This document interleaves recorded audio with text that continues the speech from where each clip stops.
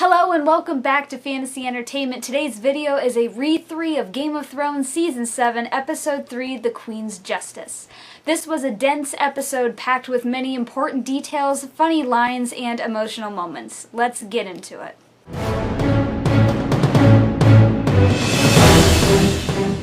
So much happens in the first few scenes. Melisandre wisely bows out she's going back to Volantis, though not before telling Varys that she will be back. Both him and her are destined to die on this continent, and Varys gives her a very what kind of look. And of course, Jon finally meets Daenerys. I loved the juxtaposition of Missandei listing all of Dany's titles, and then Davos just going, "This is Jon Snow. He's king in the north." And that's about it. Jon does not bend the knee, but he's invited to stay on the island for a while, though without access to his ship, so it's kind of like he's a prisoner. I did like their conversation. It was very in character, but I guess I was starting to get a little annoyed by Dany by the end of it. I don't know, she just seems so overconfident and all about me and not really listening to Jon. I mean, she was acting like she was the queen of everything, which she believes she is, but it seemed like it was laid on a little bit too much. Next episode, I'm predicting that Dany will become so desperate for allies that she'll let the North keep their independence in exchange for all of Jon's forces. I also thought it was interesting that Jon stopped Davos from revealing that he had been resurrected, though Dany and Tyrion did notice. I wonder how long it will take for that truth to come out. My absolute favorite moment of the whole opening scene when Jon was saying, "I'm not a Stark," implying that he's a Snow, but yeah, we the audience know the truth because Drogon just swoops down. Dany finds out about the crushed Greyjoy fleet and the capturing of Yara, Ellaria, and Tyene. Theon is rescued by some fellow Ironborn, and they just leave him on the deck of the ship. This is not going to be an easy season for him, though when is Theon ever winning at anything? Euron returns to King's Landing with his gift for Cersei, Ellaria, and Tyene. Cersei says he will have his heart's desire when the war is won, though that's about as far as that's gonna get because she's not gonna win this war. I like Jaime's thoughts about the crowd, how recently they were cheering for Cersei's downfall and now they're cheering for Euron. It's just another hint that it's not gonna matter who sits on the Iron Throne. So then we find out what Cersei's punishment for Ellaria is going to be. She kisses Tyene with the same poison that was used by Ellaria on Myrcella, and Tyene is going to die the same way that Myrcella died, and Ellaria has to watch. This is one of those odd scenes where you actually feel sorry for Cersei. Lena Headey's acting was so good. She felt so human for the first time. She actually had a little bit of emotion, and you can tell how much she really loved her daughter. So Jaime and Cersei spend the night together. That was a little surprising and came out of nowhere. Jaime does try to stop it, but then he kind of just gives in because Jaime's just so helpless when it comes to Cersei. Hopefully a prolonged separation from her will finally wake him up. It's also notable to point out that the handmaidens all kind of look like Cersei, with short hair and black dresses with high collars. And we get a little hint about a new player for the future. The Iron Bank is back in play, and Cersei promises she will pay their debt in full using the gold from Highgarden. However, that's not gonna happen. So then we have a scene with Jon and Tyrion, which I just loved. Tyrion basically tells Jon that he believes him about the White Walkers and the Army of the Dead, but Dany's gonna take a little convincing, so in the meantime, is there anything he can do to help? Jon says he wants to mine the Dragonglass.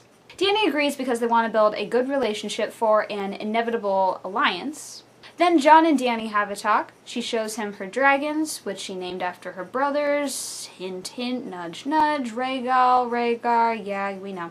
And she doesn't say whether or not she believes him about the White Walkers and the Night's King and the Army of the Dead, but I think she might start to, just a little bit. In Winterfell, Sansa's doing a surprisingly good job as ruler. I was pretty impressed with her. She's getting the castle ready for winter, and Littlefinger gives his fight every war speech, which she pretty much just ignores because, hey, Bran shows up. We get a beautiful emotional reunion from Sansa's side of things, but Bran is pretty much emotionless. They have a little conversation in the Godswood. Bran explains that he can't be Lord of Winterfell because he's now the Three-Eyed Raven. And in trying to explain how he's a Three-Eyed Raven and what that means, he describes to Sansa probably the most traumatic night of her life. And understandably, she gets upset and walks away. And we get the emotional walk away from the heart tree that we see in all the trailers. And one more R+L J tease. Bran says that he needs to talk to Jon, but he won't say why. We all know why. Jorah is somehow cured, and Sam is somehow not kicked out of the Citadel. There are so many things wrong with this storyline that, yeah, I don't know where to begin. Like, first we're subjected to these awful, disgusting editing tricks. And then we get, oh, I just read and followed the instructions and boom, somehow I cured a grown man of grayscale. Okay. I guess there are two big takeaways from this, well, more of a question and a prediction. So the question is, what was the point of Jorah getting grayscale? What was the point? If Sam just magically cured him, it was following the instructions. But if Sam cured him, that must mean he has a bigger role to play. So if he had a bigger role to play, and he has to get back up with Dany somehow, why did they just toss him out and make it seem like, oh, he's dead, he's dying, he's never coming back? It just doesn't seem to make any sense, and I really hope it makes sense in the future. The prediction I have is Archmaester Ebrose is not really punishing Sam with these scrolls, because I think the scrolls either have something important having to do with White Walkers, or the Long Night, or something about that, or it could be something else completely. A lot of people are guessing maybe some sort of marriage contract between Rhaegar and Lyanna, but that's kind of... That's really far-fetched. I don't think that would really do much. But hey, I could be completely wrong. Dany wants to destroy Euron's fleet with her dragons, but she is shot down, so she won't actually get shot down with an arrow while riding these dragons. Instead, Tyrion does a nice little narration over the invasion of Casterly Rock. He explains because he designed the sewer system, he had his own little secret tunnel, and that's how they get in, which is what we all predicted from the trailer.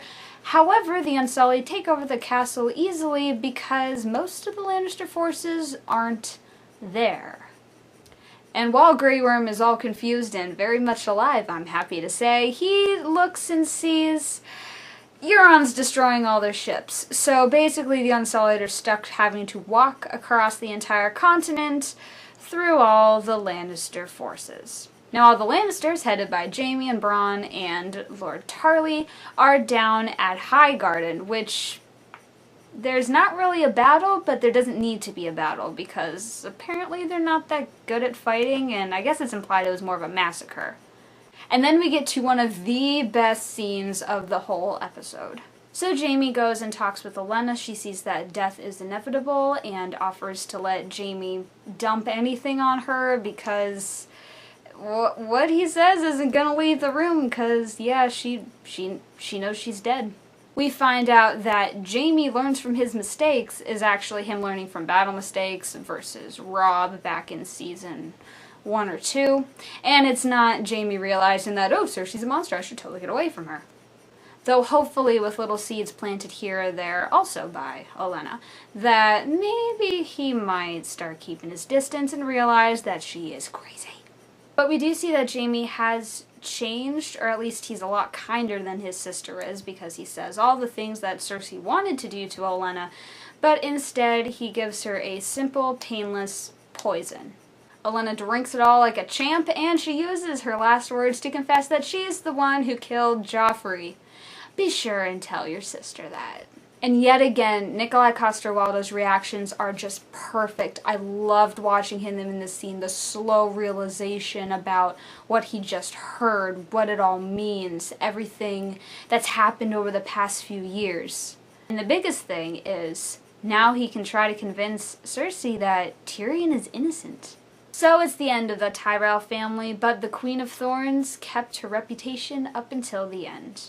Next week's episode looks awesome. We have the return of Podrick and Brienne, and Arya's finally back in Winterfell. We see the cat's paw dagger probably in the hands of Littlefinger. Daenerys is begging Jon for help, while Cersei seems to be winning everything. How will it all turn out? Who knows? We're not even halfway done yet. So what'd you think of the episode? Let me know in the comments below. See you next week for re-3 of episode 4, The Spoils of War. Thanks for watching, see you next time, and remember, embrace your creative side. Jon stopped Davos from revealing that he was a walking dead man. You're not a Stark, you're a Targaryen. The handmaidens look like Romulans. I hate the person who pointed that out. Oh my goodness. Bran, we don't know what to do with you, buddy.